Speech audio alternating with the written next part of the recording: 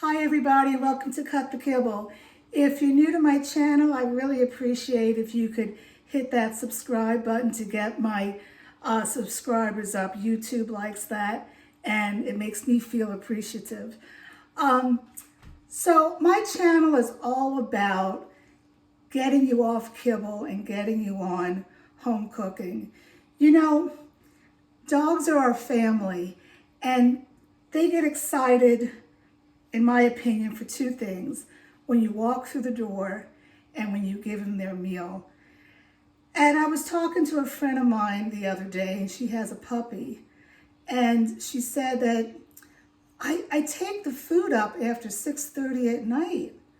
And I said, does your dog not eat the food? And she says, no. And that makes me so sad, because food, when you give your dog food, that is the most exciting part of their day besides you coming home. And if your dog is not eating that kibble, there's a reason for that. Their number one sense is a sense of smell, and they're smelling something bad in that kibble. You know, when they make kibble, all the other stuff they put in it that's not good for your dog, they spray it with oil. Okay, and then they close the bag up. The minute you open that bag, the oil is starting to oxidize, okay?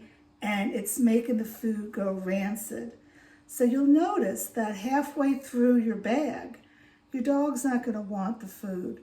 So if you're gonna have to feed kibble, you need to get the smallest bag possible, and don't store it in a plastic container. That all the chemicals from the plastic is going to leach on to the food, and your dog's not going to eat.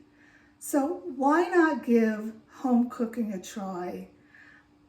I don't even have to wash her bowl. I mean, she doesn't gobble her food. She's a young lady. I should say an old lady. She's 12 years old. But she licks that bowl clean, and it's gone within 5 minutes. And I feed her twice a day. So come join me. I'm going to try to show you in simplest terms how I cook for her. And if you want some more help, let me know, because I do online consulting and I'm cheap, because I just want to share this with you, okay? Okay, let's just go ahead and go. All right. Okay, so the first thing I did is I got a pound of ground beef, all right? And I cooked it in 1 clove of garlic. And then this was a 15% fat. I don't like using that high fat, so I did have to drain it. And now I'm going to add the powder supplements.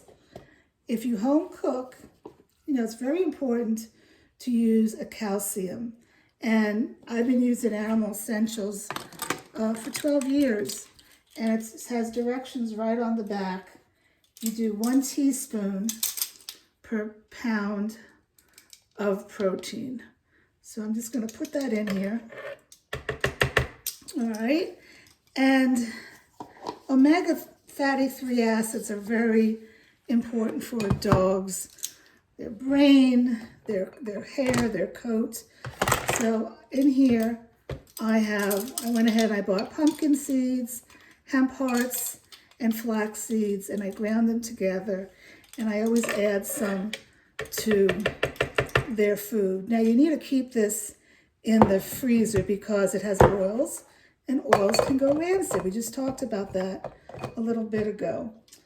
All right, so now these are the essential elements that I add to all of her meals. I add blueberries, okay, half a cup. And then I add sardines, liver, and heart. Now I know it's hard to find heart, so you could buy dehydrated hearts and give your dog treats. The liver is essential for a complete and balanced diet. You could find that in your local grocery store, or if you live by a farm, you could place an order for some liver. Okay, and I'm gonna give my sous chef some little treats. And now my meals are like 60% protein, and the rest I'm using vegetables.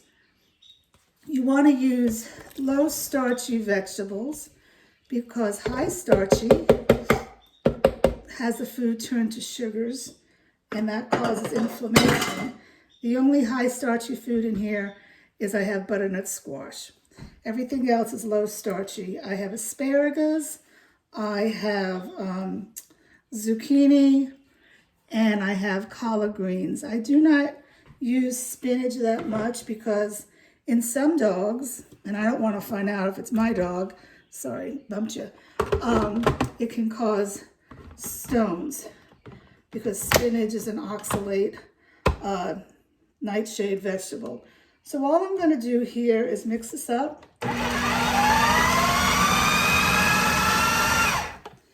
Now you might ask, why are you using a food processor? Why don't you just dump that just in a dish and have the dog eat it? Well, for many reasons. First of all, a lot of dogs are picky and they're going to pick out the things that they don't want. So I'm mixing it up to trick them, and the smells of the sardines and the liver is going to entice them to eat it all. Also, I added supplements to this. So how are you going to make sure that supplements are evenly distributed with all the food? And lastly, I am pre-digesting the food for Bella. A lot of dogs get acid reflux, and their neck will go forward, they'll start licking the floor, and a good way to resolve that is to pre-digest their food with a food processor. So this is it. Let me show you how I put it together. She is around 14 pounds and she gets 4 ounces or a half a cup twice a day.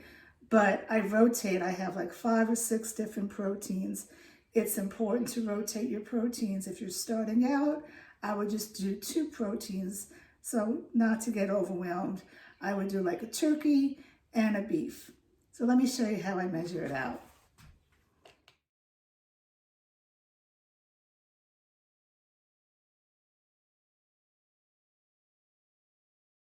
So I got 7 meals out of this.